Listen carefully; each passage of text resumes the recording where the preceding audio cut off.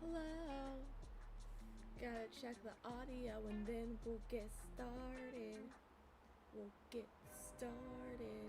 I don't think that's a real song, so I should seek no consequences from that. Why am I hearing no audio? There we go. Is this balanced? Are the audios balanced? I kind of feel like the desktop audio is a little loud. The music's a little loud. So we're gonna turn that down just a tish bit. It's a little loud compared to my voice, so we're gonna go ahead and turn that down a little bit. Turn it back up a tish. You would think that a girl would be able to just look at the bouncing meter here and make a solid decision, but I disagree. I disagree. This we're just gonna balance it out. We're gonna go with the flow, go with the punches here, and see what we can find that'll sound good. I think this is good. Okay. Okay. Salutations, friends. My name is Brianna Bond, otherwise known as an ordinary scholar. That's honestly probably, granted, I did pre-record a bunch of videos for my main channel, but other than that, that's probably the last time I'm going to say that. So it's the end of an era in multiple ways. In this way that we have today, I've got the last Critical Failures book that I'm going to be reading for a while. I just don't have them. I particularly want the audiobooks because they sound amazing, and Cooper's voice is 10 out of 10 for me. But yeah, I don't have, just over here fucking with my hair. Cooper, but I don't have the rest of the audiobooks, which is sad face, but that happens, and their audiobooks are expensive, so it will be a while before I get them, especially because a lot of them are Audible exclusive. But I primarily plan on getting audiobooks in the future from Libro FM or maybe Chirp, because they would also have some very indie audiobooks. But other than that, and also audiobooks on Chirp tend to get real dumb cheap. So other than that, I don't really have major plans to get to buy audiobooks straight from Audible, nor to get an Audible subscription, because Libra FM has basically the same subscription, and they support small bookstores, which a bitch loves the small bookstore. Bitch loves bookstores. Small bookstores have cheaper books, and we love that. But here we are. We are gonna be discussing this book. I'm not gonna lie to you. This was probably my least favorite of all the Critical Failures books that I've read. I just felt like there were so many times where the plot just comes to a grinding halt. And if we're being honest, I feel like there isn't much of a plot to the book. The goal is they're out trying to find Mordred, who's the guy who trapped them in the world, right?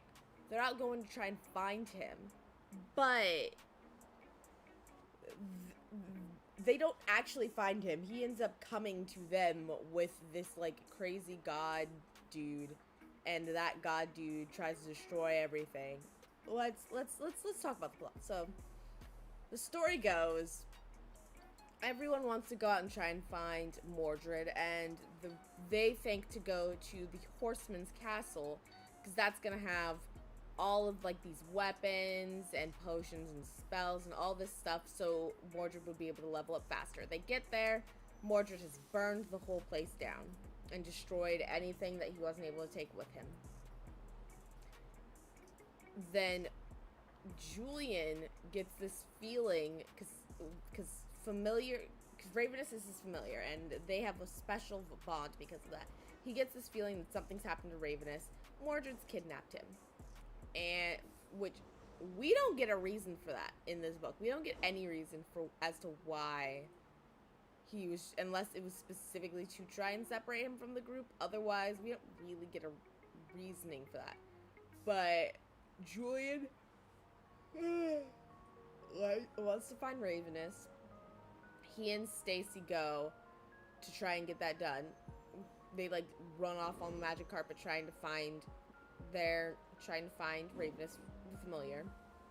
And you have a bunch of groups that come in on foot after them to try and find them.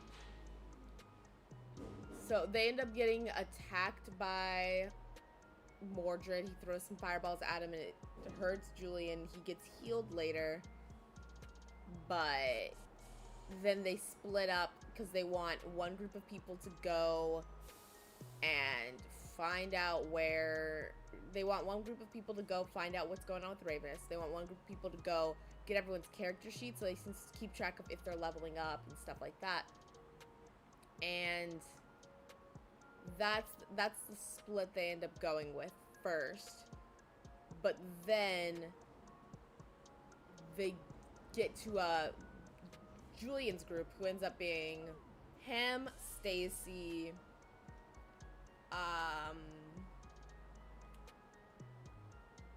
Dave, who is almost just an object in this book. That's the most he really amounts to in this book. Dave, Tony the elf, and Chaz all start going, but they end up getting to this fork in the road, and so they choose the area they're gonna go, and they send Chaz to let everyone know where they've been.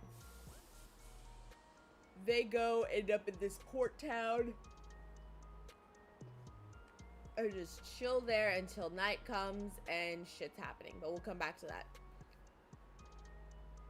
Tim and Cooper go back to go get everyone's character sheets, because Cooper's the fastest and Tim could ride him without slowing down his pace. So they go back to get everyone's character sheets. At this point, this is a major plot thing, is that Tim has become very much an alcoholic. This is not a Vaseline ad. What is that? Tim has basically become an alcoholic. And so he gets there, drinks himself into a hole, and it seems the issues he's having is that at the beginning of the book, he didn't know what happened to Catherine. She didn't have the bag of holding, which they usually keep her in during the day, so she doesn't die, being the vampire that she is. And one day, like at the beginning of the book, she doesn't have the bag of holding. She goes off on her own. No one knows where she's at, and so he thinks she's dead, and he had to come to terms with that in his head, stuff like that. So that, along with the major issue of he really likes Stacy, but Stacy's into Julian. And now he's an alcoholic. So he ends up drinking and insulting and upsetting Cooper, and they end up splitting up. Him to go back to the Horsehead Inn, really just to drink more, and Cooper to try and find the people that are looking for Ravenous. Chaz, who has been sent off to let people know that they're in this port city. Am I kicking my stand? He's been sent off to let people know that he's in this port city. And so he goes, and he tries to use his loot. He's a bard. He tries to use his loot to like magically convince these palace guards to let him hitch a ride instead of having to walk. And it's a prison cart. They throw him in the prison cart. He follows the orders of this one prisoner, Tanner, and they cause an escape. They end up escaping along with all the other prisoners, except for a couple that they killed. And they run off until they run into everyone else. And the book ends, that's the majority of the book. And then the last hour or so of the book, you kind of just fall into this plot of Mordred went off to this one town because he knew where the world has this legend of some god who wants to take over Cardinia, the main town and the main city in the world, and he wants to overthrow those royals. And he comes and he has all these dragons under his control, stuff like that. And everyone's like, oh my god, Mordred's obviously gone there because he knows exactly where to find all of the, like, things he needs and the spells or whatever to release this dude. And so you get to the end of the book and this dude is just coming out now and, like, attacking people now.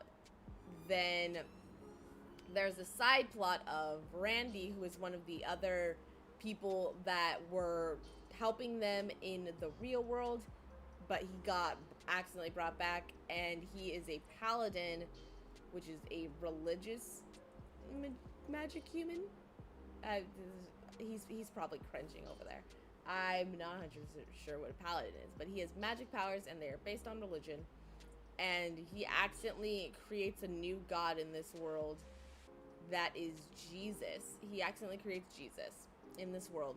But Professor Goosewaddle, who is a magical character from the magic world that went with them to the real world, but obviously he doesn't understand everything that's going on in the real world, he tells everyone that Jesus looks like the Pillsbury Doughboy because he went to church one day and was very much convinced that Jesus was made of bread, and then he saw a commercial of the Pillsbury Doughboy and connected those dots.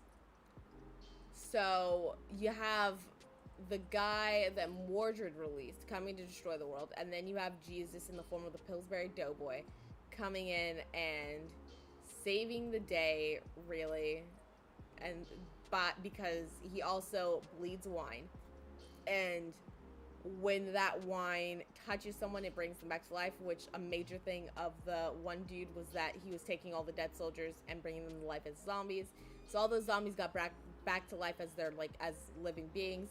And then that same god dude is like a walking skeleton. He accidentally walks in some of the blood, the Pillsbury Doughboy blood, and he gets brought back to life. And I will say, good moment in the book is they, like, as he's coming to life, like, his skin's coming back and everything's coming back, and he's like, I'm alive, and immediately 5 arrows just shoot him down. Smart move. The book ends, they've captured Mordred, right? They've captured Mordred at this port city because they were able to I think they knocked him off of one of the dragons at that port city, so they capture him there and bring him back to the Horsehead Inn, which is like that staple place that they all hang out in. And they've come up with a plan to try and get him to get everyone home. They have that plan, right? And then Tim finds out that Julian and Stacy are a thing, and Mordred pushes that button to the point where Tim ends up killing Mordred, and everyone's like, you dumb shit.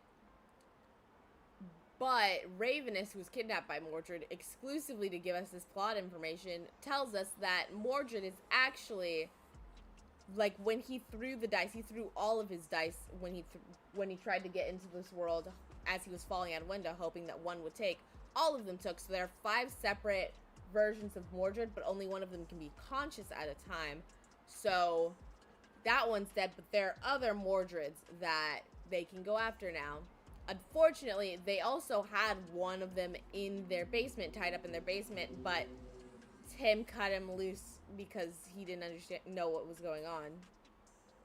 And now Tim's out of the group, and his sister, who is no longer vampire, she's now alive, she goes with him, as well as Tanner, the criminal that Chaz broke out of jail with. And I just feel like there wasn't really much of a plot to this book, and that main conflict was so there was 0 stakes in that final conflict, because, like, when you get to the point where all of the fun people at the Horsehead Inn died, all the other people that belonged to our world died, you know something's gonna happen to kind of undo it. And then Randy starts to pray, and some like bullshit's gonna happen, and it's gonna undo everything, and that's exactly what happened. So the main conflict had no stakes. I will say the thing with Mordred having like 5 different bodies, or he started out with 6, but now because one's dead, he has 5 different bodies that he can hop around in. It was a good idea. I think that was a good idea. I did predict that was what happened, because you have this guy, we see them interacting with the one that they tied up in the basement, and he seems just way too sketchy to not be the Mordred. But when you have Mordred, that when they capture him after they knock him off the dragon, and then he's just unconscious for an unreasonable amount of time, I felt like it was the moment when they caught Mordred and we confirmed that the other dude was Mordred, that I was like, can he like just hop between these bodies or something? Is that what happened? So there was definitely a point where I figured that was what's going on, but it's still a really interesting idea. Let's talk about some points in this book when I felt like the plot just came to a full stop. There was this point in time early in the series, and it honestly became a thing in this particular book, where you just had these characters trying to predict, or they're looking at a situation and coming to their own conclusions about what happened here. And it goes on for so long, but we as an audience know that's not what happened. And the only time that did anything and that had any actual impact on the story was when Tim like jumped to this whole conclusion and ended up letting the other Mordred go because he didn't know what was going on. And I probably would have been more receptive to that situation because it makes sense. He was drunk, stuff like, was he drunk? He wasn't even drunk. But I would have been more receptive to that idea had we not had gone through that so many times in this book already. Like, early on in the book, when Julian and Stacy first take off to try and find Ravenous, right? They're on the magic carpet, and they run into this owl bear, and they have to avoid it. Then the next chapter is everyone splits up to try and also find out what happened to Julian and what's her face, Stacy, because they didn't say what they were doing. They didn't say where they're going. So everyone goes off to find them, and Catherine goes, and she sees that whole situation with the owlbear, and they describe the scene in the exact same amount of detail, same words, it felt like, as they did when they were telling us for the first time. And so I don't understand why I had to do that, why we had to go through that. Then you had, immediately after, Catherine starts fighting the owlbear, and she puts it in the bag of holding. It's really inconsequential, if we're being honest. It's really not important. We could have gone without that scene, but whatever. But then the next chapter is Tony the elf and his group coming and seeing what happened to the owlbear and drawing their own conclusions that have nothing to do with what actually happened here. And again, it felt like why are we spending so much time? I know that's not what's happening. We all know that's not what happened. Why are we spending a whole chapter letting Tony the elf just tell us all of these incorrect things? Now I have no faith in Tony the elf, period, when he's supposed to be one of the major leaders of the Horsehead Inn group. But he seems like an idiot to me now. But so that happened multiple times. I also just, in general, all of Catherine's chapters were useless. All of Catherine's chapters had no point to them whatsoever. So you had that chapter of her just re-describing the thing that happened already, and then she kills this owlbear. But again, the owlbear isn't really important to the plot at all. We could have just not had that whole thing, and it would have been fine. Then you have just all of her chapters had nothing to do with anything. And the one thing that, like, kind of got a ball rolling, had got it rolling in a direction that was completely inconsequential. And so it was very irritating to get to her chapters, and just felt like it felt like just words on a page. It felt like it was just there to bloat the story length. Ugh, that was upsetting.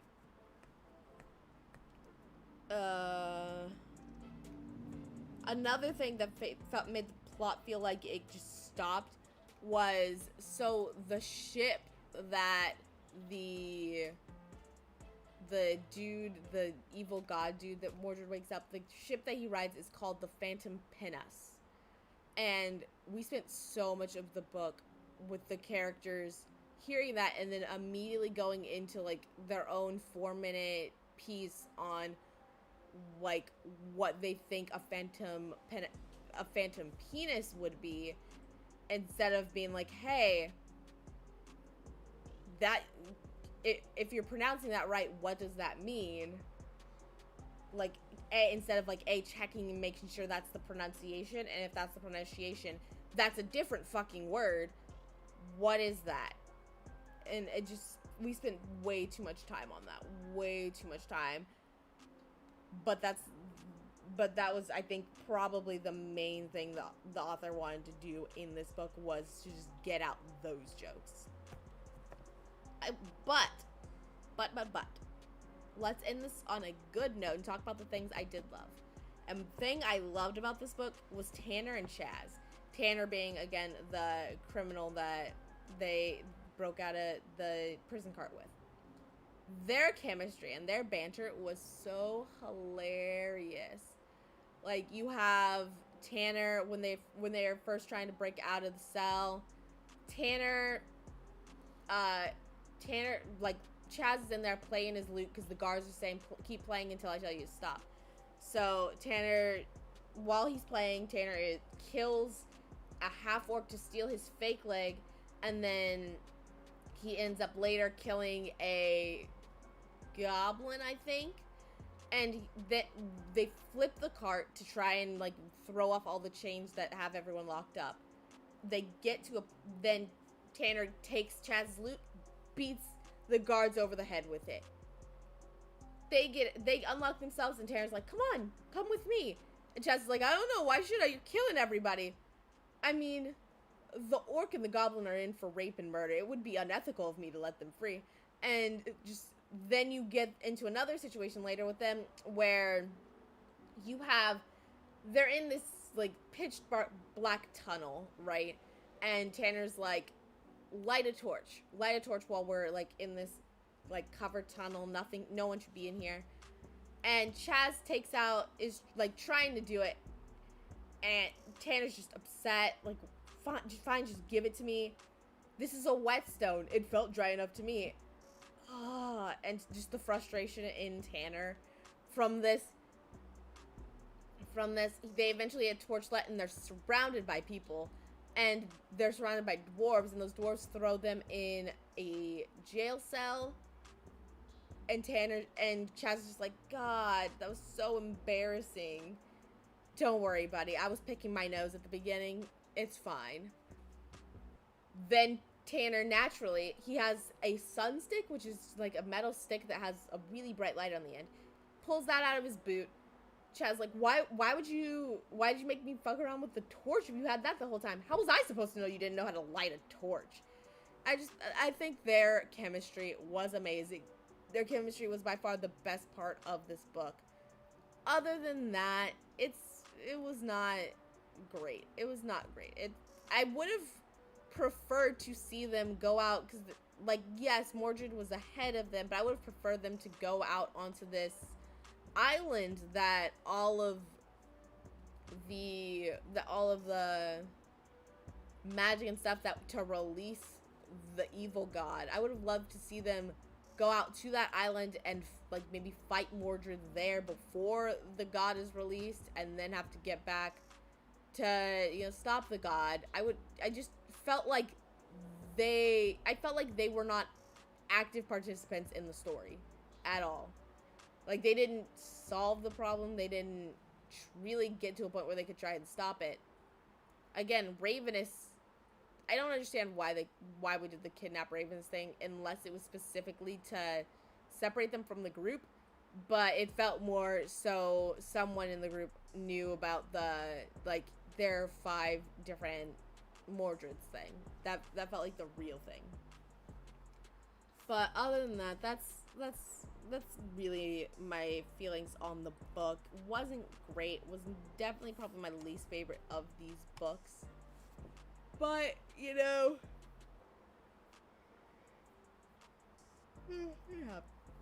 they can't all be winners. Lord knows when I'll be able to get back into the series, but we'll hopefully be able to finish it one day. That's it for me. I will let you know the next book I'm reading is unfortunately Below the Surface. That is the final book in the the final book in the Code of Silence series. So we'll be reading that, and then hopefully the book after will be better.